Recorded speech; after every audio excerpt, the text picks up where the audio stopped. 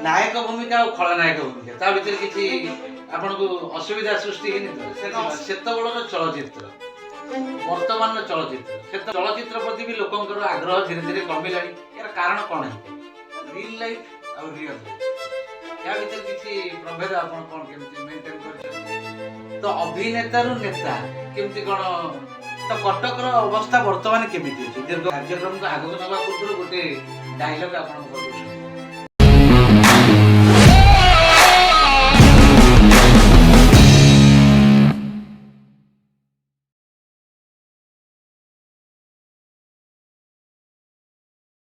नमस्कार दर्शक बंधु उड्रे ओडिया उत्कले कलिंग अनेक लोकंक कथा आज आम कार्यक्रम ना मो काम मो कथा।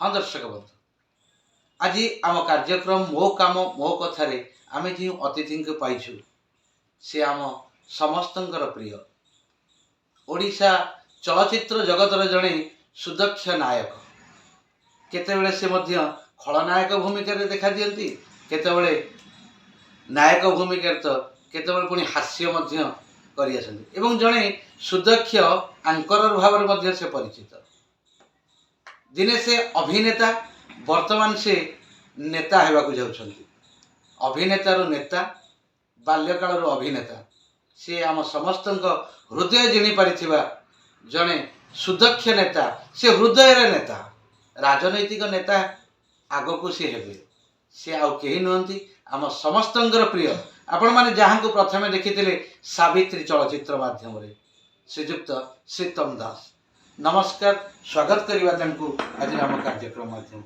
नमस्कार नमस्कार नमस्कार सर पिला बेले आपण अभिनय प्रति केमते आकृष्ट हेले देखु सब समस्त भितर गोटे अभिनय हूँ लुचिकी रही जमी समस्त भितर गोटे छुआ हूँ लुचिकी रही जिते बड़ हेले भी से जो चाइल्ड से हूँ सब रहे जहाँ को आम कही तेणु अभिनय जो स्कूल जीवन में माने पाठ पढ़ुली से मोर अभिनय जीवन आरंभ है मु रघुनाथ स्कूल पाठ पढ़ुली बारिपदार पुलिस स्कूल पाठ पढ़ुली तेणु से समय हूँ मोर अभिनय जीवन आरंभ है एवं परवर्ती समय मुझे बाणीविहार पाठ पढ़ली से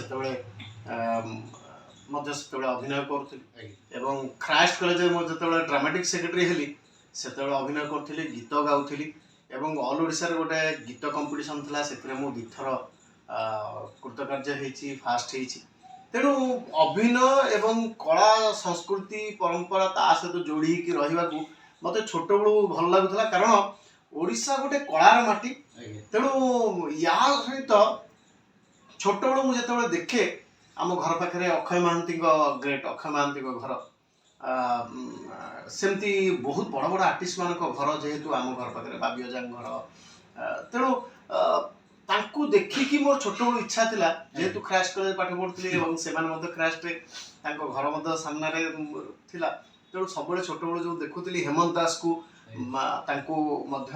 सहित पूरा हृतपत भाव में जड़ित हबार सुजोग पाई तेणु कोट ना कोटी मो मन भर थिला जे अभिनय क्षेत्र को आसबि एठी पछे जीवन में बहुत कष्ट पड़ू पछे तथापि अभिनय रही बोली मोर प्रथम छोट बड़ इच्छा था आमे सर कार्यक्रम को आगो नबा पूर्व गोटे डायलॉग आपन पाखु सुनिबे तो डायलॉग तो विभिन्न फिल्म विभिन्न प्रकार कथा था सिनेमा आर्टिस्ट माने डायलॉग सब भूली जाई था कारण जदी मन रखिबे परवर्ती समय डायलॉग होची आ मन रहबनी एबे मोर गोटे इंस्टा रे गोटे डायलॉग छाड़तिले जोडे की बहुत पॉपुलर हेची पाखा पाखी 3 मिलियन लोक ताको देखुचंदी तो मैदा खाई कायदा करनी नहले मु सुजी खाई की बुझी जी तमे बेसन खाई के फैशन देखाओनी नहले रुटी खोई तुम चुट्टी काटी दे धन्यवाद सर तो सर आपण चलचित्र जीवन आरंभ सावित्री चलचित्र रे आपण जने दक्ष नायक भाव में समस्त सामना को आसी आपण खलनायक भूमिका अभिनय कर ନାୟକ ଭୂମିକା ଆଉ ଖଳନାୟକ ଭୂମିକା ତା ଭିତରେ କିଛି ଆପଣଙ୍କୁ ଅସୁବିଧା ସୃଷ୍ଟି ହେଇନି ତ? ନା ଅସୁବିଧା ହୁଏନି, କାରଣ ଜଣେ ଅଭିନେତାକୁ ବିଭିନ୍ନ ପ୍ରକାର ଚରିତ୍ର କଲେ ଜୀବନର ଶେଷ ମୁହୂର୍ତ୍ତରେ ଲାଗିବ ଯେ ନାଇଁ ମୁଁ ଗୋଟେ କମ୍ପ୍ଲିଟ୍ ଆକ୍ଟର ବୋଲି। ତେଣୁ ଆଜ ଏ ହିରୋ ହିସାବରେ ଲୋକ ଯେତିକି ଆକ୍ସେପ୍ଟ କରିଥିଲେ, ମୁଁ ମୋ ସିନେମା ଯୋଉଟା ପ୍ରଥମ ସିନେମା ମୁଁ ଡାଇରେକ୍ସନ ଦେଲି ତୁ ଥା ମୁଁ ଯାଉଛୁ ଋଷି, ତ ସେ ଡାଇରେକ୍ସନ ଫିଲ୍ମରେ ମୁଁ ହେଉଛି ନିଜେ ଭିଲିଆନ୍ ହେଇଥିଲି ଏବଂ ସେ ଭିଲିଆନ୍ ମଧ୍ୟ ବେଷ୍ଟ ନେଗେଟିଭ୍ ଆକ୍ଟର ବହୁତ ମାନେ ମୁଁ ଆୱାର୍ଡ଼ ପାଇଛି। ଏବଂ ହଲ୍ରୁ ବାହାରିଲା ବେଳକୁ ଲୋକ ମୋ ସାର୍ଟ ଚିରି ଦେଇଛନ୍ତି, ଗାଳି ଦେଇଛନ୍ତି। ତେଣୁ ତାର ଗୋଟେ ଅନୁଭୂତି ଅଲଗା।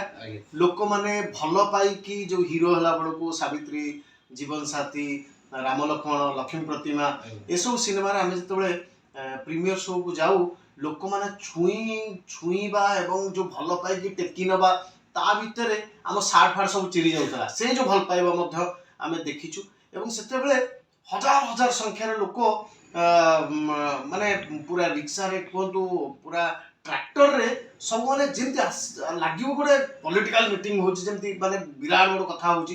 ହଲ୍ ପାଖକୁ ଗଲାବେଳକୁ ପୁରା ଖଚାଖଚ ଭର୍ତ୍ତି ଥିବ, ଯୋଉଠିକି ଏବେ ଦେଖିବାକୁ ମିଳୁନି। ସେତେବେଳେ ଏତେ ସଂଖ୍ୟାରେ ଲୋକ ଆସୁଥିଲେ, ଏତେ ସଂଖ୍ୟାରେ ଭଲ ପାଇବା ମିଳୁଥିଲା। ଏବଂ କ୍ରସ୍ ଫିଙ୍ଗର ସେ ସମୟ ପୁଣି ଆଗକୁ ଆସିବ ଏବଂ ଲୋକମାନଙ୍କୁ ଭଲ ପାଇବା ଥିଲା। ପଜିଟିଭ କରିବା ପାଇଁ ଯେତିକି ଭଲ ଲାଗେ ମୋତେ, ନେଗେଟିଭରେ ଟିକେ କଷ୍ଟ ଥାଏ, ନେଗେଟିଭରେ ଟିକେ ଲାଉଡ୍ ପ୍ୟାଟର୍ନ ଥାଏ। ମୁଁ ବେସିକାଲି ଲାଉଡ୍ ବାଲା ନୁହଁ, ମୁଁ ହେଉଛି ନ୍ୟାଚୁରାଲ ବାଲା। ନେଗେଟିଭ ଟିକେ ଲାଉଡ୍ ଦରକାର ପଡ଼େ, ତଥାପି ଅଭିନେତାକୁ ସବୁ ପ୍ରକାର ଚରିତ୍ର କରିବାକୁ ବାଧ୍ୟ। ଆଉ ଗୋଟେ କଥା ସାର୍ ଯିବା, ସେତେବେଳର ଚଳଚ୍ଚିତ୍ର ବର୍ତ୍ତମାନର ଚଳଚ୍ଚିତ୍ର, ସେତେବେଳେ ଯେମିତି ଗୋଟେ ଷ୍ଟୋରିକି ନେଇକିରି କରାଯାଉଥିଲା ଚଳଚ୍ଚିତ୍ର, ବର୍ତ୍ତମାନ କାହିଁକି ଚଳଚ୍ଚିତ୍ର ପ୍ରତି ବି ଲୋକଙ୍କର ଆଗ୍ରହ ଧୀରେ ଧୀରେ କମିଲାଣି? ଏହାର କାରଣ କ'ଣ ହେଇପାରେ? ନା ଦେଖନ୍ତୁ, ମଝି ପିରିୟଡ଼ରେ ଖାଲି କପି ପୁରା ହେଲା, ପୁରା ଥୁଆ କପି ହେଲା ଏବଂ ଆଗରୁ ବି କପି ହଉଥିଲା, ନୁହଁ ଯେ କପି ହଉନଥିଲା। କିମ୍ବା ଅନ୍ୟ କୌଣସି ଭାଷାରେ କପି ହଉନି ସେଇଟା ବି ଆମେ ନାଇଁ କରିପାରିବାନି। କାରଣ କେରଳୀ ଫିଲ୍ମରୁ ଆପଣଙ୍କର ଦେଖିବେ ତେଲୁଗୁ ଫିଲ୍ମ କପି ହେଉଛି, ତେଲୁଗୁରୁ ତାମିଲ ହେଉଛି, ତାମିଲ ତେଲୁଗୁ ସେଆଡ଼ୁ ସାଉଥ ପଟରୁ ଆପଣଙ୍କର ହିନ୍ଦୀ ଫିଲ୍ମ ମଧ୍ୟ କପି ହେଉଛି। ସେ ସିନେମା ମଧ୍ୟ ସୁପରହିଟ୍ ହେଇଛି। ସଲମାନ ଖାନଙ୍କର ଯୋଉ କମବ୍ୟାକ୍ ଫିଲ୍ମ ଯେତେକ ସବୁଗୁଡ଼ା ହେଉଛି ସାଉଥର ହେଉଛି କପି। ଏବଂ ଗ୍ରେଟ୍ ରଜନୀକାନ୍ତ ସିଏ ମଧ୍ୟ କହିଛନ୍ତି ଯେ ଅମିତାଭ ବଚ୍ଚନଙ୍କ ଫିଲ୍ମକୁ କପି କରିକି ମୁଁ ସୁପରଷ୍ଟାର ହେଇଛି, ସେ କଥା ମଧ୍ୟ ହେଇଛି। ତେଣୁ କପିଟା ଭୁଲ କଥା ନୁହେଁ, କିନ୍ତୁ କପିଟା ନିଜ କଲଚର, ନିଜ ପରମ୍ପରା ସହିତ ଖାପ ଖାଉଥିବା ଦରକାର। ସେମିତିଆ ସିନେମା ହେଉଛି ଲୋକମାନେ ପସନ୍ଦ କରନ୍ତି। କିନ୍ତୁ ଆମର ମଝି ପିରିୟଡ଼ରେ ଆଗରୁ ମଧ୍ୟ ଆମେ ବାହୁଡ଼ି ମୋ ଜଗାଳିଆ କରୁଛୁ, ଯୋଉଟାକି ସୁପର ଡୁପର ହିଟ୍ ହେଇଥିଲା। ସିଏ ବି କରଣ ଅର୍ଜୁନର କପି ହେଇଥିଲା, ତାକୁ ମଧ୍ୟ ଲୋକ ହେଉଛି ପସନ୍ଦ କଲେ। ଏବଂ ଏବେ ପର୍ଯ୍ୟନ୍ତ ଲୋକ କହୁଛନ୍ତି ଯେ ସିଦ୍ଧାନ୍ତ ଭାଇର ଆପଣଙ୍କର ପୁଣି ସେମିତିଆ ଗୋଟେ ସିନେମାଟେ କରନ୍ତୁ ବୋଲି, ବହୁତ ଆଡ଼ୁ ଖବରଟେ ଆସେ। କିନ୍ତୁ ତା ଦେହରେ କ'ଣ ଥିଲା, ଆମର ଯୋଉ ପରମ୍ପରା କଲଚରକୁ ଆମେ ତା ଦେହରେ ଇନପୁଟ କରିଥିଲୁ। ଜଗନ୍ନାଥଙ୍କ ଆବିର୍ଭାବ, ବଳଭଦ୍ରଙ୍କ ଆବିର୍ଭାବ, ସବୁ କଥାକୁ ତା ଦେହରେ ହେଉଛି ଆଡପ୍ଟ କରାଯାଇଥିଲା। ସେଇଥିପାଇଁ ସେଟା ନିଜର ଲାଗିଲା। ଆମ ଯଦି କପି କରିବୁ ଏବଂ ପର ଭଳିଆ ଲାଗିବ ତାହେଲେ ଲୋକ ପସନ୍ଦ କରିବେନି। ଏବଂ ଏବେ ସୋସିଆଲ ମିଡ଼ିଆରେ ଏତେ ଷ୍ଟ୍ରଙ୍ଗ ହେଇଗଲାଣି, କୋଉ ଫିଲ୍ମ କୋଉଠୁ ଆସୁଛି ବୋଲି ଟକ୍ ଟକ୍ କିନା ଜଣା ପଡ଼ିଯାଉଛି। ଆଗରୁ ସେଟା ଜଣା ନଥିଲା। ସେଇଥିପାଇଁ କଥା ସେୟା ଥିଲା। କିନ୍ତୁ ଏବେକା ସମୟରେ ମୋର ଆଶା ଏବଂ ବିଶ୍ୱାସ, ଏବେ ଯେଉଁ ପ୍ରକାର ସିନେମା ସବୁ ତିଆରି ହେଉଛି ସବୁ ଓରିଜିନାଲ କାହାଣୀ ଉପରେ ତିଆରି ହେଉଛି। ତେଣୁ ହୋପଫୁଲି କ୍ରସ୍ ଫିଙ୍ଗର ଯେ ସିନେମା ଆଗକୁ ସବୁ ଭଲ ହେବ ଏବଂ ଓରିଜିନାଲ କାହାଣୀ ହେବ ଏବଂ ଆମକୁ ବାହାରର ଲୋକମାନେ କପି କରିବେ। ଆଉ ଗୋଟେ ମଝିରେ ସାର୍ ଆମେ ଦେଖିଥିଲୁ ଶୀତମ ଏଣ୍ଟରଟେନମେଣ୍ଟରେ ତୁମ ବିନା ଯୋଉ କାର୍ଯ୍ୟକ୍ରମ ଚାଲିଥିଲା, ତାକୁ କ'ଣ ମାନେ ଗୋଟେ ସିନେମାଟେ ମୁଁ ସିନେମାଟେ କରିଥିଲି ଏବଂ ସେ ମଧ୍ୟ ଭଲ ଲୋକପ୍ରିୟ ହେଇଥିଲା। ଜି ସାର୍ଥକରେ କରିଥିଲି। ମୁଁ ତା ପୂର୍ବରୁ ଦିଟା ସିନେମା ସେମିତି ଜି ସାର୍ଥକ ପାଇଁ କରିଥିଲି, ଯୋଉଥିରେ କି ନିଜେ ପ୍ରଡ୍ୟୁସର ଥିଲି, ଡାଇରେକ୍ଟର ଥିଲି। ଗୋଟେ ରଙ୍ଗିଲା ବୋହୂ, ଗୋଟେ ଝିଅଟା ଅଲଗା ପ୍ରକାର। ରଙ୍ଗିଲା ବୋହୂ 6ଟା ଷ୍ଟେଟ୍ ଆୱାର୍ଡ ପାଇଥିଲା। 2018ରେ ସେ ସିନେମା ମୁଁ କରିଥିଲି ଏବଂ ସେଇ ବର୍ଷ କରିଥିଲି ଝିଅଟା ଅଲଗା ପ୍ରକାର, ସେଇ ଜି ସାର୍ଥକ ପାଇଁ, ଯୋଉଟାକି ଗୋଟେ ଷ୍ଟେଟ୍ ଆୱାର୍ଡ ପାଇଥିଲା। ମୁଁ ସେ ବର୍ଷ ମୋ ସିନେମା 7ଟା ଷ୍ଟେଟ୍ ଆୱାର୍ଡ ପାଇଥିଲା। ତେଣୁ ଆମେ କେମିତି କରିବା, ଲୋକଙ୍କୁ କେମିତି ମନ ଛୁଇଁବ, ସେଇଟା ହେଉଛି ମୁଖ୍ୟ କଥା। ଏବଂ ଗ୍ରେସ୍ ଅଫ୍ ଗଡ୍, ତୁ ଥା ମୁଁ ଯାଉଛୁ ଋଷି, ମୋର ଯେଉଁ ପ୍ରଥମ ଡାଇରେକ୍ସନ ଫିଲ୍ମ, ସିଏ ପାଖାପାଖି 5ଟା ହେଉଛି ଷ୍ଟେଟ୍ ଆୱାର୍ଡ ପାଇଥିଲା। ଦିୱାନା ଆଲି ତୋ ପାଇଁ 3ଟା ଷ୍ଟେଟ୍ ଆୱାର୍ଡ ପାଇଥିଲା। ଏବଂ होपफुली आगु भल हम एवं मोर सिनेमा रिलीज हाँपी जाऊँगी जोटा कि आईना के मिछ कहना जोटा कि आईना के मिछ कहना यार सब कम सरी जाइए सरी जाइए पोस्ट प्रोडक्शन सरी जाइए सेंसर आम मैंने अपेक्षा कर गोटे भल दिन आम रिलीज करूँ से मो डायरेक्शन आ गोटे कथा सर जे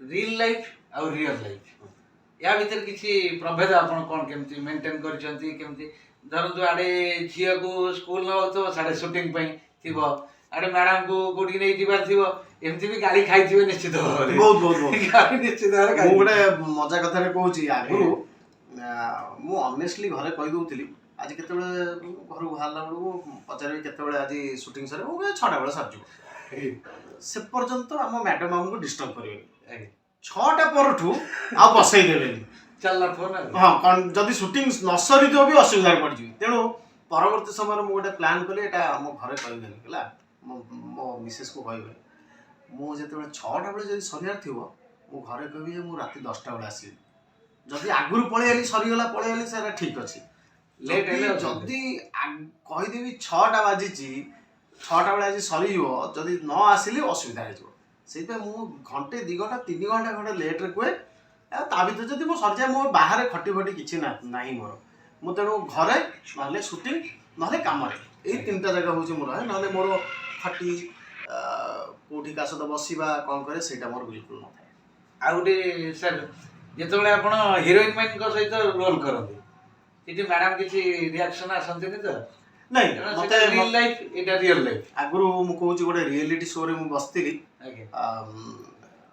सेठी जो मैंने माने जीतती सिलेक्ट होती से पाखु आसती से हाथ धरती आम सहित लगे फटो उठाती सब हुए तो मुझे से मेंटेन करी जेहेतु से मो डायरेक्टर भी हो समस्त को नमस्कार करदे पाखु आसला नमस्कार करदे तो तार जे प्रोड्यूसर सी आसी मो मिसेस कह तुम तुम ये बुढ़ा हो गलानी तुम हीरो बुढ़ा हो गलानी से कहला कहीं कौन है कहला झील मैंने आसुचंती हिरोइन मैंने आसुचंती हक करने चाहूँगी पाखे बसापी चाहूँगी सहित फटो उठा चाहूँगी ये नमस्कार कर समस्त विदा कर दौरान तो मो मिसेस कहले देख सेटा किंतु रिक्वायरमेंट थिला प्रोग्राम रो गोटे रिक्वायरमेंट थिला मो कहले भाई से सब धंदा बहुत बारे हे पारे तो माने जो नुआ प्लेन सहित डांस करवा धरवा माने सब प्रकार से गोटे रिक्वायरमेंट थिला नहीं रिक्वायरमेंट थिला से प्रोग्राम तो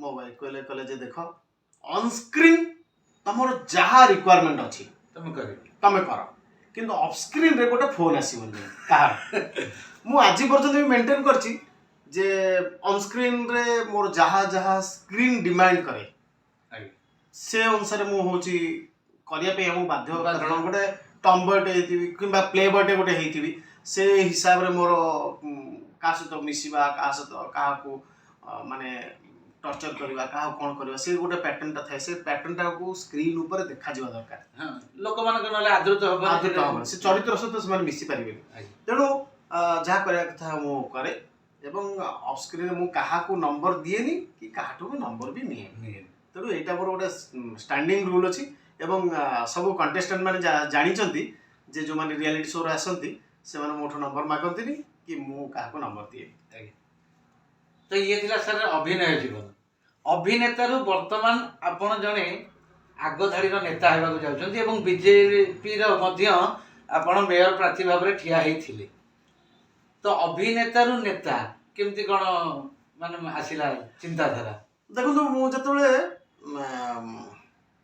हम जतबे एक्टर थलु सेतबे बहुत गुडे माने कोन कहबी नेता माने नेता हल्ले बा जो दल माने हेले से माने हमकु नै कि तांकर प्रचार लगौ तेणु परवर्ती समय रे मु जतबे देखिली जे नरेंद्र मोदी आसिले एवं सी युवक मान कथा कहले युवक मान को आगु नवा कथा कहले एवं 60% युवक हूँ भारत वर्ष अच्छे जो मैंने कि आगु बढ़िया दरकार एवं तांकर जो चिंताधारा थिला एवं तांकर जो गुजरात रे मॉडल थिला से कथार अनुप्राणित होगी एवं अटल जी जो ଚିନ୍ତାଧାରା ଥିଲା ସେବେଠୁ ମୁଁ ଟିକେ ହେଉଛି ଇନକ୍ଲାଇନେସନ୍ ଥିଲା ହେଉଛି ବିଜେପି ପ୍ରତି ଏବଂ ପରବର୍ତ୍ତୀ ସମୟରେ ଯେତେବେଳେ ହେଉଛି ଅଟଳଜୀଙ୍କର ତାଙ୍କର ସବୁ ପ୍ରତି ମୋର ଗୋଟେ ହେଉଛି ଡାଏହାର୍ଡ ଫ୍ୟାନ୍ ମୁଁ ଥିଲି ଏବଂ ପରବର୍ତ୍ତୀ ସମୟରେ ମୋଦିଜୀ ଯେତେବେଳେ ଆସିଲେ ଏବଂ ଯେତେବେଳେ ମଙ୍ଗ ଧରିଲେ ଏବଂ ଯେତେବେଳେ 2014ରେ ଇଲେକ୍ସନ୍ ଆଡ଼କୁ ଆସିଲେ ଏବଂ ମୋର ସୌଭାଗ୍ୟ ତାଙ୍କ ସହିତ ଗୋଟେ ଥର ମୁଁ ଷ୍ଟେଜ୍ ମଧ୍ୟ ସେୟାର କରିଥିଲି ଏବଂ ତାଙ୍କର ପର୍ସନାଲିଟି ସହିତ ମୋତେ ବହୁତ ଭଲ ଲାଗିଲା ତାଙ୍କ ପର୍ସନାଲିଟି ମୋତେ ବହୁତ ଭଲ ଲାଗିଲା ଏବଂ ମୋତେ ଲାଗିଲା ଯେ ନାଇଁ ମୁଁ ଏଇ ଦଳ ସହିତ ଆସୋସିଏଟ୍ ହେବା ଦରକାର କାରଣ ଭାରତ ବର୍ଷକୁ ଆଗକୁ ନେବା ପାଇଁ ତାଙ୍କର ଯେଉଁ ଚିନ୍ତାଧାରା ଥିଲା ଏବଂ ପରବର୍ତ୍ତୀ ସମୟରେ ଯାହା ହେଲା ଭାରତ ଆଜିକା ସମୟରେ ପୃଥିବୀରେ ଗୋଟେ ବଡ଼ ନାଁଟି ଏବଂ ଭାରତ ବିଶ୍ୱଗୁରୁ ଯେଉଁ ହେବାର ପ୍ରକ୍ରିୟାରେ ଅଛି ଏବଂ ଯେଉଁ ଚିନ୍ତାଧାରା ଅଛି ସେଥିରେ ମୁଁ ନିଜକୁ ସାମିଲ କରିବି ବୋଲି ଭାବି ଏବଂ ଆମ ଜୀବନରେ କ'ଣ ହବ କ'ଣ ନାହିଁ ସେଟା ହେଉଛି ତ ସବୁ ଡେଷ୍ଟିନି ଭାଗ୍ୟରେ ଲେଖା ହେଇଛି କିନ୍ତୁ ଭାରତର ଗଠନରେ ଭାରତକୁ ଆଗକୁ ନେବାରେ ଏବଂ ଆମ ଜାତି ଆମ ପରମ୍ପରାକୁ ଆଗକୁ ନେବା ପାଇଁ ମୁଁ ବିଜେପିରେ ଜଏନ୍ କରିଥିଲି। କିଛି କୁହାଯାଉଛି ଯେ ବିଜେପି କେବଳ ହିନ୍ଦୁତ୍ୱ ପାଇଁ କାମ କରୁଛି ଏହା କେତେ ଦୂର ସତ୍ୟ ହେଇପାରେ? ନାଇଁ ଦେଖନ୍ତୁ ଯେତେ ଗୁଡ଼ିକ ନିୟମ ହେଉଛି ଆଜ୍ଞା ଯେତେକ କାନୁନ ହେଉଛି ବା ଯେତେ ଗୁଡ଼ିକ ସବୁ ଡେଭଲପମେଣ୍ଟ କାମ ହେଉଛି ସେ ଖାଲି କ'ଣ ହିନ୍ଦୁମାନଙ୍କୁ ତାକୁ ପାଉଛନ୍ତି ନା ଯେହେତୁ ଭାରତ ଗୋଟେ ସାର୍ବଭୌମ ରାଷ୍ଟ୍ର ତେଣୁ ଏଠି ଯେଉଁ ନିୟମ ହେଉଛି ସମସ୍ତଙ୍କ ଜନଧନ ଖାତା ତ ସମସ୍ତଙ୍କର ହିନ୍ଦୁ ମୁସଲିମ ମାନେ ଖ୍ରୀଷ୍ଟିଆନ ଇସାଇ ସମସ୍ତଙ୍କ ପାଇଁ ହେଉଛି ଗୋଟେ ନିୟମ ଏଇ ଯେଉଁ ପ୍ରଧାନମନ୍ତ୍ରୀ ଆବାସ ସମସ୍ତଙ୍କ ପାଇଁ ଯେତେ ଗୁଡ଼ିକ ନିୟମ ହେଇଛି ଯେତେ ଗୁଡ଼ିକ ଡେଭଲପମେଣ୍ଟ କାମ ହେଇଛି ସେ ସମସ୍ତଙ୍କ ବିକାଶ ପାଇଁ ହେଇଛି ସବକା ସାଥ ସବକା ବିକାଶ ହେଲା ସମସ୍ତଙ୍କ ବିଶ୍ୱାସ ଜିଣିବା ପାଇଁ ଆମେମାନେ କରୁଛୁ କିନ୍ତୁ ବିରୋଧୀ ଦଳ ସବୁବେଳେ ଲାଗିଛନ୍ତି ଯେ ଇଏ ହେଉଛି ହିନ୍ଦୁ ଧର୍ମକୁ ପ୍ରୋତ୍ସାହନ ଦେଉଛି ହଁ ଆମେ ହିନ୍ଦୁତ୍ୱକୁ ଏ ଦେଶରେ ଯେହେତୁ ବହୁ ସଂଖ୍ୟକ ହେଉଛନ୍ତି ହିନ୍ଦୁ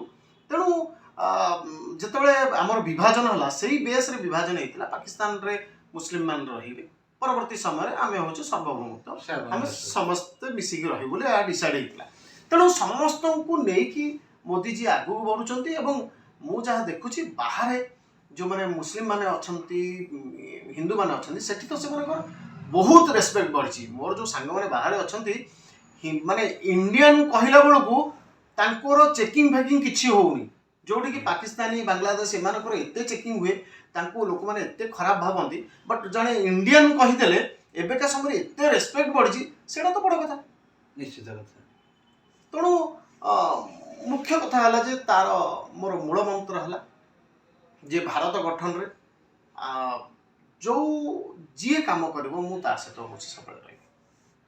ମୋଦିଜୀଙ୍କ ଆଦର୍ଶକୁ ଏବଂ ଅଟଳ ବିହାରୀ ବାଜପେୟୀଙ୍କ ନୀତି ଆଦର୍ଶରେ ଅନୁପ୍ରାଣିତ ଆମର ପ୍ରିୟ ଅଭିନେତା ଶ୍ରୀଯୁକ୍ତ ଶୀତମ ଦାସ ଆଜି ଭାରତୀୟ ଜନତା ପାର୍ଟି ତରଫରୁ ସେ କଟକର ମେୟର ପ୍ରାର୍ଥୀ ତ ବର୍ତ୍ତମାନ ଭାଇଙ୍କ ପାଖରୁ ଶୁଣିବା ଯେ କଟକର ଦୀର୍ଘ 20 ବର୍ଷ ଧରି ବିଜୁ ଜନତା ଦଳ ଯେତେବେଳେ କଟକରେ ନିଜର ରାଜ ଚଲେଇଛି ଏବଂ କଟକ ବାରବାଟୀ ପାଇଁ ମଧ୍ୟ କଂଗ୍ରେସ ମଧ୍ୟ ତା ଭିତରେ ଅଛି ତ କଟକର ଅବସ୍ଥା ବର୍ତ୍ତମାନ କେମିତି ଅଛି ଦୀର୍ଘ 20 ବର୍ଷର ରାଜନୀତି ଭିତରେ କଟକର ଅବସ୍ଥା କେମିତି ଅଛି ସେ ଅନୁଭବ କରିଛନ୍ତି କେମିତି କ'ଣ ଅଛି ସାର୍? ମୁଁ ଦୁଇ ପ୍ରକାର ଭାବରେ କହିବି ଗୋଟେ କଟକ ଏଠି ହେଉଛି 3ଟା କନଷ୍ଟିଚ୍ୟୁଏନ୍ସି ମିଶିକି ଅଛି ଗୋଟେ ହେଉଛି ବାରବାଟୀ କଟକ ଗୋଟେ ଚୌଦ୍ୱାର କଟକ ଆଉ ଗୋଟେ ସଦର କଟକ ମୋତେ ଖାଲି ଆପଣଙ୍କ ମାଧ୍ୟମରେ ଆପଣଙ୍କ ସହିତ ଯୋଡ଼ି ହେଇଥିବା ସମସ୍ତଙ୍କୁ ପଚାରିବି କେଉଁ ଗୋଟେ ଭଲ ପ୍ରୋଜେକ୍ଟ କୁହନ୍ତୁ ଯେ କଟକରେ ହେଇଛି ଏବଂ ତା ଦ୍ୱାରା ଆମ ଯୁବକମାନେ କାମ ପାଇଛନ୍ତି ଏତିକି ଖାଲି ମୋତେ କହିଦିଅନ୍ତୁ। ପ୍ରାୟତଃ ଆମେ ଦେଖୁଛୁ ପ୍ରାୟ ସମସ୍ତ ନେତାଙ୍କ ଠାରୁ ବି ଶୁଣିଲୁଣୁ ଯେ କଟକ ଚୌଦ୍ୱାରର ଜଗତପୁର ଏବଂ ଚୌଦ୍ୱାର ଆଉ କଟକ ଏ 3ଟା ଜାଗା ହେଉଛି ଶିଳ୍ପର ନଗରୀ ଥିଲା କହିଲେ ଚଳେ କିନ୍ତୁ ବର୍ତ୍ତମାନ କୌଣସି ପ୍ରକାର ଶିଳ୍ପ ଅଗ୍ରଗତି ହେଇନି ଖାଲି ଏତିକି ମୁଁ କହିଦେଉଛି ଆଜ୍ଞା ବିଜୁ ପଟ୍ଟନାୟକଙ୍କର ତାଙ୍କର ସ୍ୱପ୍ନର ଜାଗାଟା ହେଉଛି ଚୌଦ୍ୱାର ଥିଲା ଏବଂ ସିଏ ଚାହୁଁଥିଲେ ଚୌଦ୍ୱାରଟାକୁ ରାଜଧାନୀର ମାନ୍ୟତା ଦେବେ ବୋଲି ସେଇଥିପାଇଁ ସେଟା ଇଣ୍ଡଷ୍ଟ୍ରି ହେଉଛି ବିଲ୍ଡ କରିଥିଲେ ଏବଂ ଚୌଦ୍ୱାର ଗୋଟେ ଏମିତି ଜାଗା ମାନେ ଚୌଦ୍ୱାର କନଷ୍ଟିଚ୍ୟୁଏନ୍ସି ମୁଁ କହୁଛି କଟକ ଚୌଦ୍ୱାର সেটি কম্ୟୁନିକେସନ ବହୁତ ଭଲ। କାରଣ ଆପଣ ଦେଖନ୍ତୁ କଲିକତାଠୁ ଆରମ୍ଭ କରି ଏପଟେ ହାଇଦ୍ରାବାଦ ଚେନ୍ନାଇ ଏପଟ ସମ୍ବଲପୁର ଫମ୍ବଲପୁର ସେ ରୋଡଟା ଗଲା। ଗୋଟେ ମଝି ପଏଣ୍ଟ ଯୋଉଠିକି ପାଣିର ଅଭାବ ନାହିଁ, ମହାନଦୀ ଅଛି, ପାଣିର ଅଭାବ ନାହିଁ, କମ୍ୟୁନିକେସନ ଅଭାବ ନାହିଁ। ଆଉ ଗୋଟେ ଶିଳ୍ପ ପାଇଁ ପାଣି କମ୍ୟୁନିକେସନ, କାରଣ କମ୍ୟୁନିକେସନରେ ର ମେଟେରିଆଲ ସବୁ ଆସିବ, ପାରାଦୀପଟା ମଧ୍ୟ ପାଖରେ, ରେଲୱେ କମ୍ୟୁନିକେସନ ବହୁତ ଭଲ। ତେଣୁ ସବୁ ପ୍ରକାର ଥାଇକି ଆପଣଙ୍କର ଯେତେ ଗୁଡ଼େ ଇଣ୍ଡଷ୍ଟ୍ରି ଏଇଠି ଥିଲା ସେ ସବୁ ଲୋପ ପାଇଗଲା। ଦେଖନ୍ତୁ ଓଟିଏମ୍ ଚାଲିଗଲା, ଲିବ୍ରା କାର୍ପେଟ ଚାଲିଗଲା, ସେ କାଗଜ କଳ ଥିଲା ସିଏ ବି ଚାଲିଗଲା, ସବୁଗୁଡ଼ା ସଫା ହେଇଗଲା। ତେଣୁ କଟକ ଖାଲି ମୋତେ ଖାଲି କୁହନ୍ତୁ, ଆଗରୁ ଗୋଟେ କଥା ଥିଲା କଟକ ଯାହା ଭାବୁଥିଲା ତାପରେ ଓଡ଼ିଶା ତାକୁ ଚିନ୍ତା କରୁଥିଲା। ଏବେ ଏବେ ସେ କଥାଟା ଅଛି କି ନା, ଏବେ ଆଉ ସେ ଜିନିଷ ନାହିଁ। ତେଣୁ ଯୋଉ ନେତାମାନେ ସମସ୍ତେ ଆସିଲେ ସେମାନେ କେହି ହେଉଛି କଟକିଆ ନୁହନ୍ତି। ମୁଁ ଏଇଠି ଦୁଃଖର ସହିତ କହିବି, କଟକିଆ ମାନେ ମୁଁ କହୁଛି କଟକ ପ୍ରତି ଭଲ ପାଇବା, କଟକିଆର ଯୋଉ ଦମ୍ଭ ଥାଏ ଯେ ଆମେ ଏଇଟା ପ୍ରୁଭ୍ କରି ଦେଖେଇବୁ, ସେ କଥା ନାହିଁ। ଚ୍ୟାଲେଞ୍ଜିଂ ଯୋଉ ଆପ୍ରୋଚ୍ ଥିଲା, ଆଗରୁ ଚ୍ୟାଲେଞ୍ଜ କରୁଥିଲା, ଆଗରୁ ଅଟକଉଥିଲା, ମାନେ ଆମର ଯୋଉ କଥାଟାକୁ ଆମେ ପ୍ରୁଭ୍ କରୁଥିଲୁ ସେ କଥା ନାହିଁ। ଦେଖନ୍ତୁ ଆଉ ଗୋଟେ କଥା କହିବି, ସେ ତ ବିଜେଡି ସିଏ ତାଙ୍କର ବିଜୁବାବୁଙ୍କ ସ୍ୱପ୍ନ ଜାଗା ତାକୁ ଲୋପ କରିଦେଲେ। କାରଣ ନବୀନ ଓଡ଼ିଶା କରିବ ବୋଲି ବିଜୁବାବୁଙ୍କୁ ଆପରେ ହେଉଛି ହତ୍ୟା ହେବେ। ବିଜୁବାବୁ ମୃତ୍ୟୁ କଲେଣି, କିନ୍ତୁ ଖାଲି ବିଜୁବାବୁଙ୍କ ନାଁଟା ରହିଲା, ଆପଣ ନବୀନ ଓଡ଼ିଶା ଆସି କରିବେ, ବିଜୁବାବୁଙ୍କୁ ତାପରେ ହତ୍ୟା କରିଦେବେ। ଆଉ ଗୋଟେ କଥା କହିବି ଯେ କଟକରେ ପାଣି ଭିତରେ ବୁଡ଼ିକି ଯୋଉ ଲୋକଟି ତାଙ୍କର ମାନେ ଇଲେକ୍ସନରେ ଜିତିକି ତାଙ୍କ ଇଲେକ୍ସନ ଯାତ୍ରା କୁ ମାନେ ପାର ହେଇକି ସିଏ ଏମଏଲଏ ହେଲେ କଂଗ୍ରେସର ମୁକିମ ବାବୁ। ପରବର୍ତ୍ତୀ ସମୟରେ 4 ବର୍ଷ ଯାକ ସେ କ'ଣ କଲେ କୁହନ୍ତୁ? ନା ଗୋଟେ ବିରୋଧୀ ଦଳକୁ ଲୋକମାନେ କାହିଁକି ଭୋଟ ଦେବେ? ସେ କିଛି କାର୍ଯ୍ୟ କରିବା ଉଚିତ। ଆ ପୂର୍ବରୁ ଯିଏ ଥିଲେ ସେ ତ କରୁନଥିଲେ, ଇଏ ବି ତ କଲେନି, ତାର ଲାଭ କ'ଣ ହେଲା? ଯଦି ଗୋଟେ ବିରୋଧୀ ଲୋକକୁ ଲୋକମାନେ ଭୋଟ ଦଉଛନ୍ତି, କଟକିଆ ମାନେ ଭୋଟ ଦେଲେ, ତାର ମୂଳ କାରଣ ଥିଲା ଯେ ସିଏ ପାର୍ଟି କରିଥାନ୍ତେ କଟକ ପାଇଁ, ସିଏ ନାଳ ପାଇଁ ପାର୍ଟି କରିଥାନ୍ତେ, ସିଏ ରାସ୍ତା ପାଇଁ ପାର୍ଟି କରିଥାନ୍ତେ, ସିଏ ମଶା ପାଇଁ ପାର୍ଟି କରିଥାନ୍ତେ। ସେତେବେଳକୁ ମ୍ୟୁନିସିପାଲିଟି ଇଲେକ୍ସନ ହେଇନଥିଲା, ମେୟର ହେଇନଥିଲେ, ସେତେବେଳକୁ ଆଙ୍କ ଦାୟିତ୍ୱରେ ସବୁ ଥିଲା। ଗୋଟେ ଏମଏଲଏ ଚାହିଁଲେ ଗୁଡ଼ାଏ କଥା କରିପାରିଥାନ୍ତା, ସେତେବେଳକୁ ସିଏ ବସିଲେନି ଯେ ଭାଇ କାହିଁକି ଏଇଟା ମୋର ହବନି, କଟକରେ ଏ କଥା କାହିଁକି ହବନି, କମ୍ୟୁନିକେସନ କାହିଁକି ଅସୁବିଧା ହେଉଛି, ଇଏ କାହିଁକି ଲେଟ୍ ହେଉଛି, ଜାଇକା ଏତେ ଦିନ କାହିଁକି ଲାଗିଲାଣି, ଏ କଥାଟା ସିଏ କାହିଁକି ଉଠେଇଲେନି? ଅବିକା ସମୟରେ ପୁଣି କୁମ୍ଭୀର କାନ୍ଦଣା ସିଏ ଆରମ୍ଭ କଲେଣି। ଏଇଟାର କ'ଣ କିଛି ମୂଲ୍ୟ ଅଛି ଯେ ଗୋଟେ ବିରୋଧୀ ଦଳକୁ ଦବ, ସିଏ ଆସେମ୍ବଲିରେ ସେ ବହୁତ ପ୍ରଶ୍ନ ଉଠେଇବ? ପ୍ରଶ୍ନ କାହିଁ? କଟକର ଡେଭଲପମେଣ୍ଟ କାହିଁ? ପରବର୍ତ୍ତୀ ସମୟରେ ମେୟର ଇଲେକ୍ସନ ହେବ। ମେୟର ଇଲେକ୍ସନରେ ଆପଣମାନେ ଦେଖୁଥିବେ ବାଲିଯାତ୍ରା ଘୋଟାଲାଠୁ ଆରମ୍ଭ କରି ଆପଣଙ୍କର ହକିରେ ଯେତେବେଳେ ଯୋଉ ଆସିଲା ସେ ଘୋଟାଲାକୁ ଆରମ୍ଭ କରି ଏବଂ ଜାଇକା ଏପର୍ଯ୍ୟନ୍ତ କମ୍ପ୍ଲିଟ୍ ହେଇପାରିଲାନି। ଆଉ ଆପଣ ଦେଖିବେ ବାଲିଯାତ୍ରା ଯୋଉ କୂଡ଼ ସବୁ ଇଏ ପଡ଼ିକି ରହିଲା, ଅସନା ପଡ଼ିକି ରହିଲା, କାହାକୁ ପଇସା ଦେଇଥିଲା, କାହା ଦ୍ୱାରା ସଫା କରାଗଲା, ସେଇଟା ମଧ୍ୟ ଆପଣ ଦେଖୁଛନ୍ତି। ଏବେକା ସମୟରେ କଟକର ଶ୍ରୀହୀନ କରିବା ପାଇଁ ଯୋଉ ଚେଷ୍ଟା ଚାଲିଛି ସମସ୍ତେ ମିଶିକିନି, ସେ ତାର କଷ୍ଟ ହେଉଛି ମାନେ କଟକିଆ ମାନେ ଭୋଗୁଛନ୍ତି ଏବଂ ପରବର୍ତ୍ତୀ ସମୟରେ ଏଇ ଯୋଉ ନେତାମାନେ ମଧ୍ୟ ଭୋଗିବେ। ଏବେ ଦେଖନ୍ତୁ ଡିଅର ପାର୍କ ତାକୁ ମଧ୍ୟ ଉଠେଇବା ଚକ୍ରାନ୍ତରେ ଅଛନ୍ତି। ଏଠିକାର ଡେପୁଟି ମେୟର ତାଙ୍କର ଅବସ୍ଥା ଆପଣ ଦେଖୁଛନ୍ତି, ନିଜ ନାଁରେ ଯୋଉ ରାସନ କାର୍ଡ ରଖିକି ଯାହା ଅବସ୍ଥା ଭିତରେ ସେ ଅଛନ୍ତି। ତେଣୁ ବହୁତ କଷ୍ଟ, ବହୁତ ଦୁଃଖ ଭିତରେ କଟକିଆ ମାନେ ଅଛନ୍ତି। ଏବଂ ଏବେକା ସମୟରେ ଆପଣ ଦେଖିବେ ସନ୍ଧ୍ୟା 5ଟା ବେଳକୁ ତାଟି କବାଟ ଘରେ ପଡ଼ିଯାଉଛି, ଆପଣଙ୍କ ଘରେ ବି ତାଟି କବାଟ ପଡ଼ିଯାଉଥିବ, ଏ ଭାଇ 5ଟା ବାଜିଲା ଝରକା କବାଟ ବନ୍ଦ କର, ମଶାଙ୍କର ଉପଦ୍ରବ, ମଶା ଉଠେଇକି ନେଇଯିବେ। ଆପଣ ଗୋଟେ ଖାଲି ଟେଷ୍ଟ କରନ୍ତୁ, ଗୋଟେ ଟେବୁଲ ଫ୍ୟାନଟେ ଗୋଟେ ଲଗେଇ ଦିଅନ୍ତୁ, ଦେଖିବେ ଘଣ୍ଟାଟେ ପରେ ସେଠି କେତେ ମଶା ତଳେ ପଡ଼ିଥିବେ। ତେଣୁ ଆଉ ଗୋଟେ ବଡ଼ ସମସ୍ୟା ହେଉଛି ଏଠି ଷ୍ଟ୍ରିଟ୍ ଡଗ୍, ତାଙ୍କୁ କଣ୍ଟ୍ରୋଲ କରିବା ପାଇଁ ବି ଏଠି କିଛି କଥା ନାହିଁ। ଯୋଉଠି ଗାଈ ତାଙ୍କ ଦ୍ୱାରା ବହୁତ ଆକ୍ସିଡେଣ୍ଟ ହେଉଛି, ତାକୁ କେମିତି ଭାବରେ ଶୃଙ୍ଖଳିତ ଭାବରେ ରଖାଯିବ? ଠିକ୍ ଅଛି, ଜୀବ ହତ୍ୟା କରିହେବନି, କିନ୍ତୁ ତାକୁ ଗୋଟେ ତ ବ୍ୟବସ୍ଥା ଭିତରେ ରହିବେ ନିଶ୍ଚିତ। ତେଣୁ ଧୂଳି ଉଡ଼ୁଛି कटक भितर पशिला बेलू माने अवस्था खराब। आउ गोटे कथा आपण माध्यम मुझे उठाई दुखर सहित उठाई चाहूँगी जे आपण देखु आमर स्टाडियम स्टाडियम रे 500 कोटी 600 कोटी अलर्ट है स्टाडियम उन्नतीकरण पे ठीक अच्छे उन्नतीकरण हम से आम खुशी हूँ किंतु आपणकर बारवाटी स्टाडियम क्रिकेट मैच होता एबे खाली मत लेखिकी दिंतु देखा केतेटा आ भीतर क्रिकेट मैच है आईपीएल मैच केतेटा एठी से माने होची नेउचंती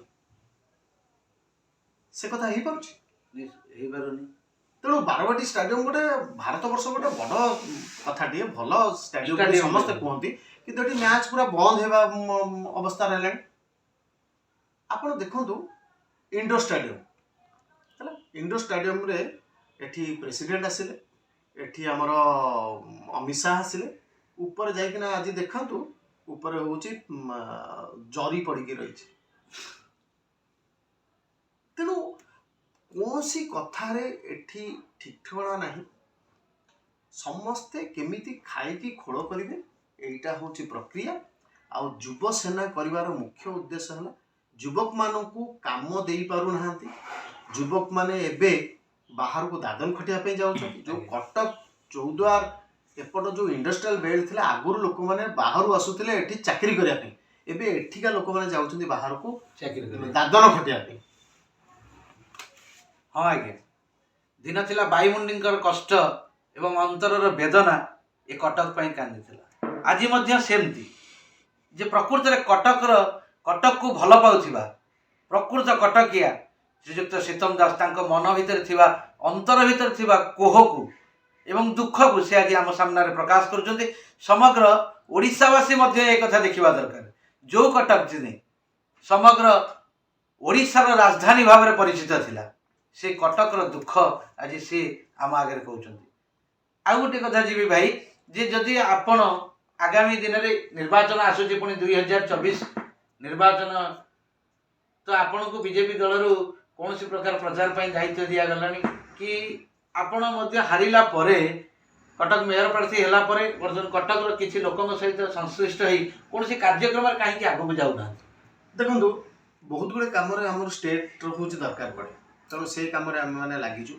एवं कटक बहुत गुड़े कथार आम इश्यूज गुड़ाक हूँ उठाऊँ एवं से इश्यू गुड़ाक आम लोक पाखे पहुँचापी चेष्टा करूँ जपर भाव में आप देखिथे म्युनिसिपालिटी जहाँ समस्या आसूची लोक मैंने आम पाखे आम जा कथा को पहुँचाऊँ आम जेहेतु ऑफिशियली काम गुड़ाक सब चली बाहर देखा कम बोध लगुच एवेका समय आप देखिथे मझे जे ब्रह्मपुरिया बस्ती गोटे कटक थिला जो माने कि 30 वर्ष हेलाणी कटक रे सेवा जोगे आसुते आपण घर तैयारी करे आरंभ करी राजमिस्त्री इलेक्ट्रिक मिस्त्री ता भीतर भर्ती थे एवं तांको नोटिस न देकी तांको उठै दिया होता आमे सेठी ठिया है से मानको थैथान रो व्यवस्था करू एवं गोटे भल घरे से माने एबे जागा पाउछन से माने मध्य रहिबे एवं बहुत गुडे इश्यू अछि जो इश्यूज गुडा को आमे लोकन पाखरे पहुंचौछु एवं सेटा होची आमे वार्ड स्तर रे पहुंचौछु कारण वार्ड स्तर रे लोकन पाखरे पहुंचले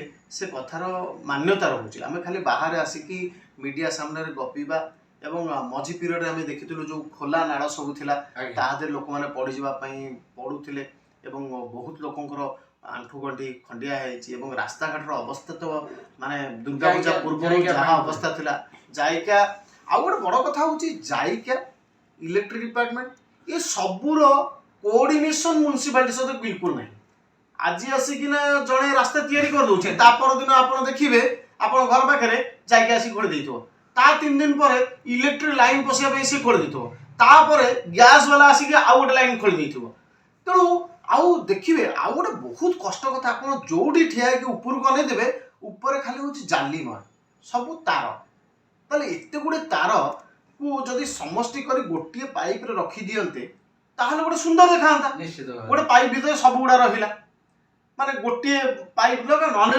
ग्राउंड तले होची छाड़ दियो एटा होता से कथा होची भाबी पाना पूरा जाली म जहार मन इच्छा होसी से तार आज झुले देलानी किए आम घर सामने जीव 3-4टा होची तार तले को झुलिक रहिची तेणु एठी लोक माने हैरान रे पड़छन्ती ତେଣୁ ନିଶ୍ଚିତ ଭାବରେ ବହୁତ କ୍ଷୋଭ ଅଛି। ମୁଁ କାହାକୁ ଆଲିଗେସନ୍ କରୁନି, ବହୁତ କ୍ଷୋଭ ଅଛି ଯେଉଁ କଥାଟି ଆଗକୁ ହେଇପାରିବ। ଏବଂ ଆପଣ ଦେଖୁଛନ୍ତି ଯେ କଟକର ମୁଖଶାଳା ହେଉଛି ବାରବାଟୀ। ବାରବାଟୀ ଯେଉଁ ପୋର୍ଟ ଆପଣ ଦେଖୁଛନ୍ତି ତାକୁ ସେ ଯେଉଁ ନାଳରେ ତାକୁ ଉଠା ହେଉଛି, ଯେଉଁ ଖାଇର ଖାଇ କେତେବେଳେ ସଫା ହେଉଛି, ପୁଣି 3-4 ଦିନରେ ପୁଣି ହେଇଯାଉଛି, ପୁଣି ହେଉଛି। କେତେ ପଇସା ସେଠି ହରିଲୁଟ୍ ହେଉଛି ଖାଲି ଆପଣ ଦେଖନ୍ତୁ।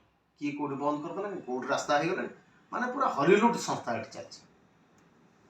ବିଜେଡି ସରକାର ସାର୍ ସବୁ ପ୍ରକାର ଚିନ୍ତାଧାରା ନୂଆ ଚିନ୍ତାଧାରା ନେଉଛନ୍ତି, କିନ୍ତୁ ଆମେ ଦେଖୁଛୁ କଟକ ବାରବାଟୀର ଯେଉଁ ଦୁର୍ଗ, ଯେଉଁଟାକି ଇତିହାସ ପ୍ରସିଦ୍ଧ ଦୁର୍ଗ, ତା ଉପରେ କିଛି ନେଉନାହାନ୍ତି, ତା ଉପରେ କିଛି ବି ଷ୍ଟେପ୍ ନେଉନାହାନ୍ତି। ଖାଲି ଗଡ଼ ଖାଇକି ସଫା କରିବା, ତା ଭିତରେ ଇଏ କରିବା, ସେଇ ଜିନିଷଟି ଚାଲିଛି।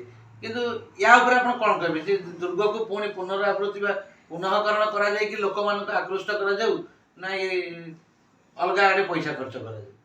ଦେଖନ୍ତୁ ମାନେ ଯେତେବେଳେ ମେୟର ଇଲେକ୍ସନ ହେବା ପୂର୍ବରୁ କହିଲେ କଟକକୁ ପୁରା ୟୁରୋପ କରିଦେବେ, ଆପଣ କଟକ ପୁରା ୟୁରୋପ ଭଳିଆ ଦେଖାଯିବ। ଏବେ ଆପଣ ଦେଖୁନାହାନ୍ତି ସବୁଆଡ଼େ ଗଲେ ଆପଣ ପୁରା ୟୁରୋପ ଭଳିଆ ଆପଣ ପାଇବେ। ଏତେ ୟୁରୋପ ହେଇଯାଇଛି ଲୋକମାନେ ରାସ୍ତାଘାଟରେ ପଡ଼ିକି ଅବସ୍ଥା ଖରାପ ହେଇଗଲାଣି। ଏତେ ୟୁରୋପ ହେଇଯାଇଛି ରାସ୍ତା ଯେଉଁଠି ଆପଣ ଠିଆ ହେବେ ସେଠୁ ଗନ୍ଧ ଆସୁଥିବ ସାଇଡ଼ରୁ। ଏ ଯେଉଁ ଜାଇକା କରିଛନ୍ତି ୟାକୁ ଯଦି ଠିକ୍ ଭାବରେ ବ୍ୟବସ୍ଥା ନ କରିବେ, ଇଏ 7-8 ବର୍ଷ ପରେ ତା ଭିତରୁ ଯେଉଁ ରେଟ୍ରେ ଗନ୍ଧ ବାହାରିବ, କେଉଁଠି ପାଣି ପଶିକି ଉଠିବ ଉବୁଟୁବ ହେବ, ତାକୁ ମଧ୍ୟ ଠିକ୍ ଭାବରେ ତଦାରଖ ନାହିଁ। ତେଣୁ କେତେବେଳେ କେଉଁ ରାସ୍ତା ଖୋଳା ହେଇଯାଉଛି ପ୍ରାୟ ଇନଫର୍ମେସନ୍ ନାହିଁ। ତେଣୁ ନିଶ୍ଚିତ ଭାବରେ ମୁଁ କହିବି ଯେ ବାରବାଟୀ ସେ କଥାଟି ସୁନ୍ଦର ହେବା ଦରକାର, କାରଣ ସେଇଟା ହେଉଛି ମୁଖଶାଳା କଟକର। ତେଣୁ ସେଇଟା ତ ସୁନ୍ଦର ହେବା କଥା।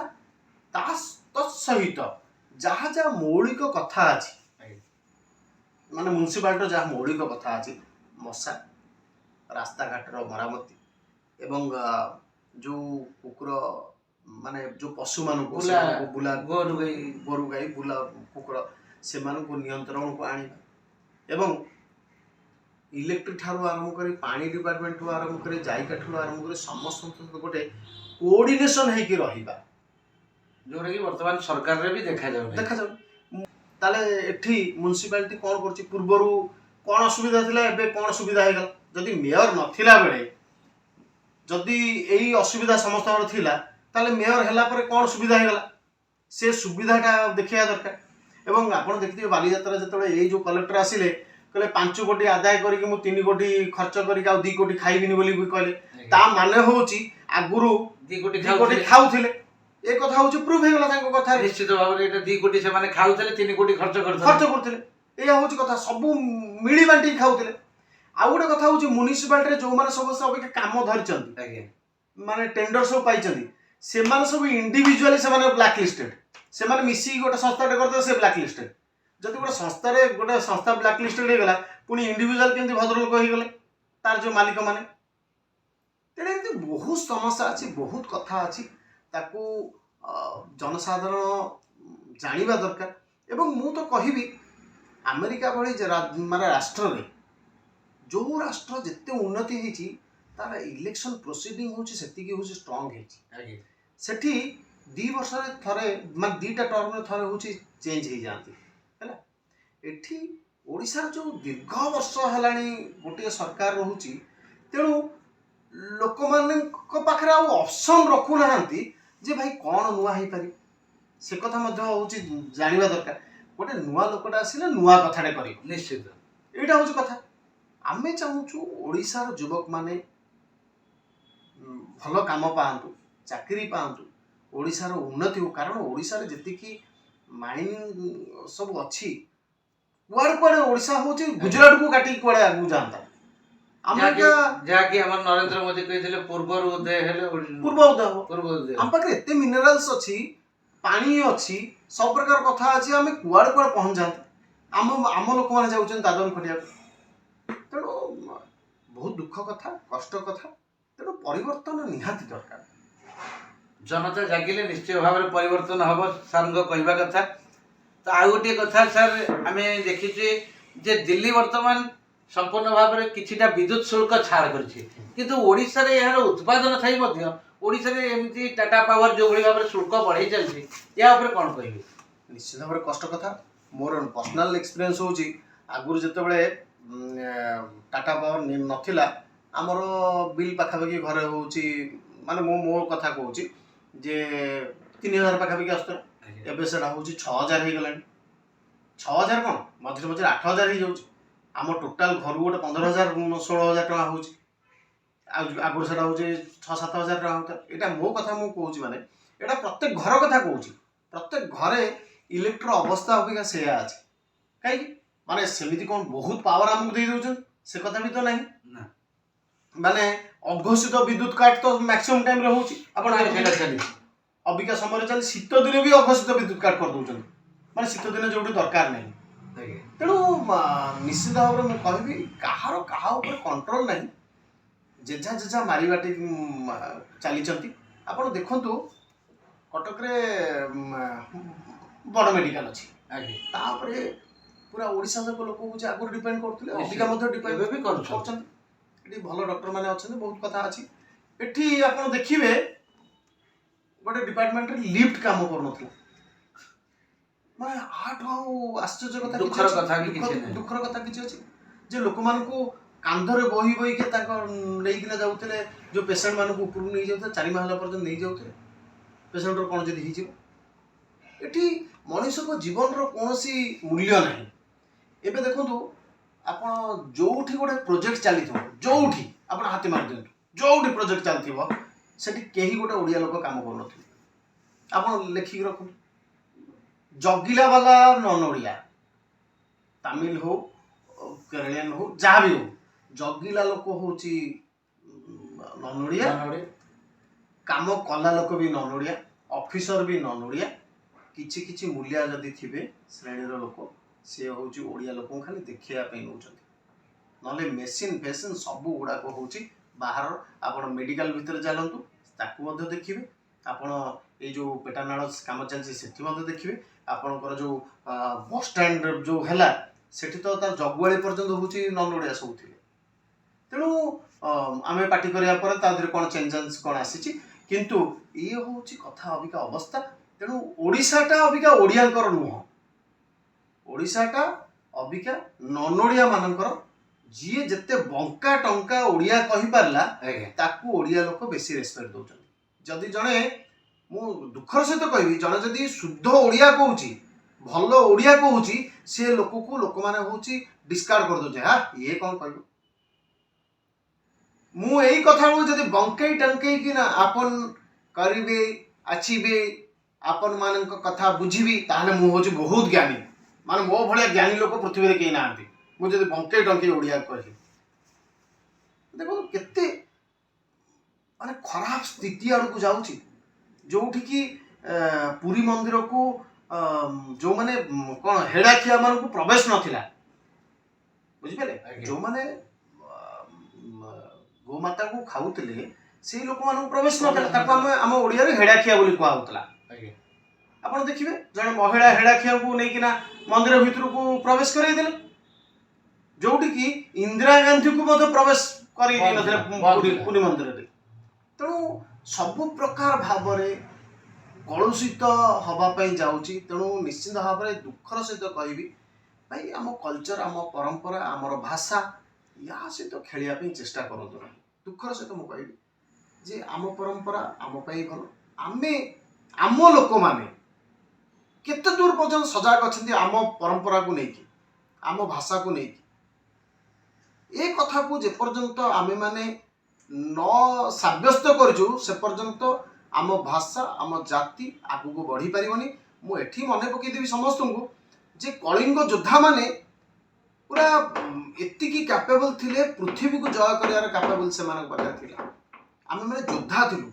ପରବର୍ତ୍ତୀ ସମୟରେ ଆମର ଯୋଦ୍ଧାପଣଟାକୁ ଧୀରେ ଧୀରେ କମେଇ ଦେବା ପାଇଁ ବିଭିନ୍ନ ପ୍ରକାର ବାହାର ବାହ୍ୟ ଯୋଜନା ହିସାବରେ ଆମ ଯୋଦ୍ଧାପଣଟାକୁ ଧୀରେ ଧୀରେ କମି କମି ଆମେ ଖଟି ପର୍ଯ୍ୟନ୍ତ ପଳେଇ ଆସିଲାଣି। ଆମର ଖାଲି ବାକ୍ଚାତୁରୀ ଆମେ ବସିକି କାହାକୁ ଟ୍ରୋଲ୍ କରିବା ଶିଖିଛେ।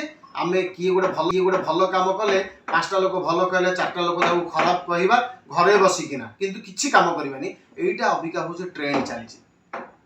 आम से जो योद्धापन से धीरे धीरे सर लगे आउ जानी शुणिकिना आम भाषा को कलंकित आम भाषा को आहरी संकुचित करने जो योजना बहु पूर्व चली सी होगापी जाऊँ उत्कल गौरव जितने चिंता करते ये ओडिशा को स्वतंत्र ओडिशा गठन करेंगे एवं स्वतंत्र ओडिशा गठन करते चेष्टा बल जहाँकि भाई आम समस्त से गोटे कथा कहली जे ओडिया जो जाके न जगिब जो कलिंगर वीर वीरत्व जो न आसब से पर्यंत ओडिशार परिवर्तन हो पार ना तेणु ये ओडिशा को परिवर्तन हेले सीधा सड़क भाव से कहते जे हे लोक मैंने तुम परिवर्तन हो जाओ एवं निजक निजे परिवर्तन कर निजक परिवर्तन कले तेल ओडिशार परिवर्तन निश्चित हम से सरकार कथा हो किंबा नूतन कौन दिगरे पदक्षेप नेबा कथा हो ओडिया परिवर्तन आवश्यकता रही एमती बर्तमान देखा जाए भाई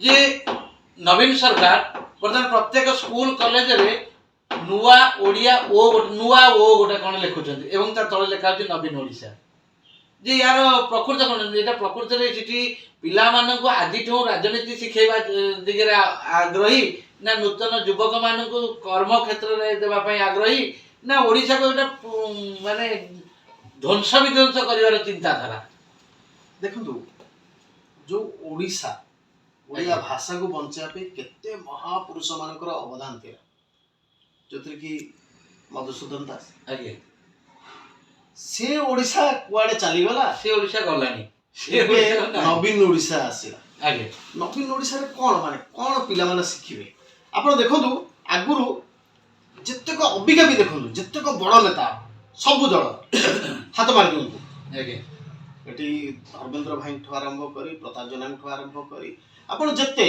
अरुण साहू ठो आरंभ जत्ते नेता मानकु देखबे सब ताकर उत्पत्ति कोठ हेतला कॉलेज रो उत्पत्ति एबे से गछटा को मार दिया गला कॉलेज इलेक्शन टा को मार दिया गला कॉलेज इलेक्शन रे पिला मानकर से जो पावर टा बढ़ुतला गोटे होची पॉलिटिकल नॉलेज टा बढ़ुतला से इलेक्शन प्रोसीडिंग्स माने बुझुतिले ताकू गोटे खराब हला बोली मन कर एइटी मोर खंडिया हला बोली कोन गोडटा मु काटी देबी केमती ताकू औषध देकी ना ठीक करा जिवो ना आगे मन कर कॉलेज रे होची गंडल हला ताकू ठीक भाव रे करी कि ना होची ताकू नियंत्रण भितर आनी दिले जेंती जो पिला प्रोडक्शन होउथिले जो नेता प्रोडक्शन हाउस जो थिला आगे माने कॉलेज सेटा को पूरा होची लोप कर दिया गला एवं ताकू गोटे नुआ रूपरेख दबा प्रत्येक कॉलेज सामने नवीन ओडिशा हूँ बोर्ड लगी कौन पे लगी मुझे बुझीपारे आ प्रत्येक जगह हूँ ग्रीन कलर हो गला अरे ये कौन ओडिशा को पाकिस्तान करेंगे ना को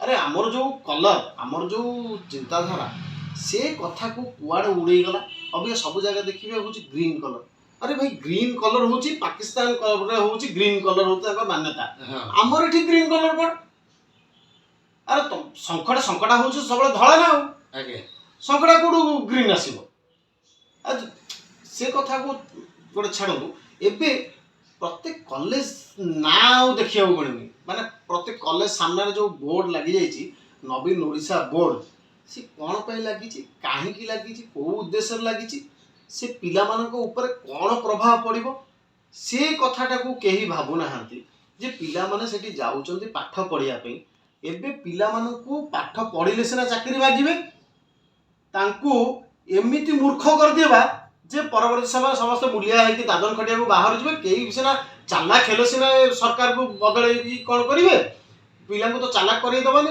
बुद्धिया करई दबानी ता मूल गछ मार दबा एकाथरा उठिबे जे ओडिया बोली गर्व बोली को करी ये सब रीति मत भितर चाल एवं जेमती ओडिया फिल्म को किछि लोक माने पूरा बर्बाद करने लगिले जे कॉपी होची ये भाषा ये आपण माने तेलुगु सिनेमा देखंतु आपण माने हिंदी सिनेमा देखंतु ये सिनेमा देखंतु से सिनेमा देखंतु हम ओडिसा रे कई नाहंती हम डायरेक्टर नाहंती कई नाहंती ये बेकार सिनेमा ये से करी ना ओडिया सिनेमा को जेमती बर्बाद हे गला बर्बाद करी देथिले एबेका समय पुणी उत्थान होउची पुनर्जीवित होउची सेमती रीतिमत भाव रे ओडिया संस्कृति परंपरा सबको एमाने हत्या कर पछर लागिचंती ए हत्या निश्चित भाव में बहुत खराब स्थिति पर्यटन जाउची एबेका समय आपण देखिबे जे मोदी जी सेटु चाउल देले हला ଏବେ ପ୍ରତ୍ୟେକ ଦେଖ ରାସନ କାର୍ଡ ଯେତେ ସବୁ ସାମ୍ନାରେ ସବୁ ନବୀନ ଚାଉଳ ବୋଲି ଲାଗିଲାଣି।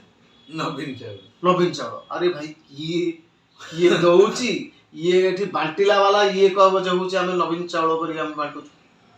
ତେଣୁ ଠିକ ଅଛି ତମେ ଲୋକମାନଙ୍କ ସେବାରେ ଅଛ ସେବା କର ସେଇଟା ଅଲଗା କଥା, କିନ୍ତୁ କେତେ ଦୂର ପର୍ଯ୍ୟନ୍ତ ଆମେ ସଠିକ ବାଟରେ ଯାଉଛୁ, ଆମେ କ'ଣ ଇତିହାସକୁ ଆମେ ଦବୁ, ଆମେ କ'ଣ କରିକିନା ଓଡ଼ିଶାକୁ ଉନ୍ନତି କରିବୁ।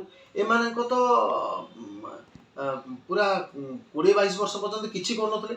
ଏବେକା ସମୟରେ ମନ୍ଦିର କଥା କାହିଁ ମନେ ପଡ଼ିଲା?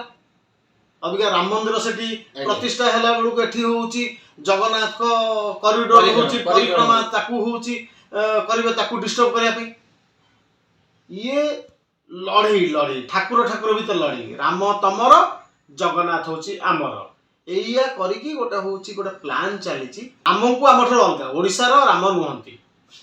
ରାମ ଖାଲି ହଉଛି ସେପଟ ଲୋକଙ୍କର, ଓଡ଼ିଶାର ହଉଛି ଜଗନ୍ନାଥ। ଆମେ ରାମଙ୍କୁ ଆଉ ପୂଜା କରିପାରିବାନି, ଏଇଆ ହଉଛି ଲୋକମାନଙ୍କ ମୁଣ୍ଡ ଭିତରେ ପୁରେଇବା ପାଇଁ ଚେଷ୍ଟା ଚାଲିଛି। ଏ ଚିନ୍ତାଧାରାକୁ ସମସ୍ତେ ବଦଳାନ୍ତୁ ଯେ ରାମ ହଉଛି ଅଯୋଧ୍ୟାବାସୀଙ୍କର, ପ୍ରଭୁ ଜଗନ୍ନାଥ ହଉଛନ୍ତି ଓଡ଼ିଶାବାସୀଙ୍କର। ଭାଇଙ୍କର ସିଧାସଳଖ କହିବାର କଥା, ଯଦି ଆମେ ପୁରାଣ ପଢୁଛେ ରାମ ମଧ୍ୟ ଆମର ଭଗବାନ, ପ୍ରଭୁ ଜଗନ୍ନାଥ ମଧ୍ୟ ଆମର ଭଗବାନ। ଯେ ଯଦି 10 ଅବତାର ଭିତରେ ସମସ୍ତଙ୍କର କଥା ରହିଛି, ଏ ଓଡ଼ିଆଙ୍କର ହିନ୍ଦୁଙ୍କର ସମସ୍ତଙ୍କ ପାଖରେ ରାମ ଯେମିତି ଜଗନ୍ନାଥ ସେମିତି। ଏ ଚିନ୍ତାଧାରାକୁ ସମସ୍ତେ ବଦଳାନ୍ତୁ। ପ୍ରଭୁ ଜଗତର ନାଥ, କୋଟି କୈବଲ୍ୟ ନାଥ, ଅଭିନେତାରୁ ନେତା ଏବଂ ସମସ୍ତଙ୍କ ହୃଦୟରେ ନେତା ହେଇଥିବା ସେଇ ପ୍ରିୟ ଶ୍ରୀଯୁକ୍ତ ଶୀତମ ଦାସଙ୍କୁ ଅନନ୍ତ କୋଟି ବ୍ରହ୍ମାଣ୍ଡର ନାୟକ ଜଗତର ନାଥ ଜଗନ୍ନାଥ ଆଶୀର୍ବାଦ କରନ୍ତୁ। ସେ ଆଗାମୀ ଦିନରେ ଏ କଟକର ଜଣେ ଲଢ଼ୁଆ ନେତା, ଲଢ଼ୁଆ ଯୁବ ନେତା ଭାବରେ ପ୍ରତିଷ୍ଠିତ ହୁଅନ୍ତୁ। ଲୋକମାନେ ମଧ୍ୟ ତାଙ୍କୁ ସହଯୋଗ କରନ୍ତୁ। ଆଜିର କାର୍ଯ୍ୟକ୍ରମର ବାଣୀକୁ ଏଇଠି ବିରାମ ଦେବା ଏବଂ ତାଙ୍କଠୁ ବିଦାୟ ନେବା। ପୁଣି ଦେଖା ହେବା ଆଉ ଜଣେ ଅତିଥିଙ୍କ ସହିତ ଆଗାମୀ ଅଧ୍ୟାୟରେ। ଜୟ ଜଗନ୍ନାଥ, ନମସ୍କାର।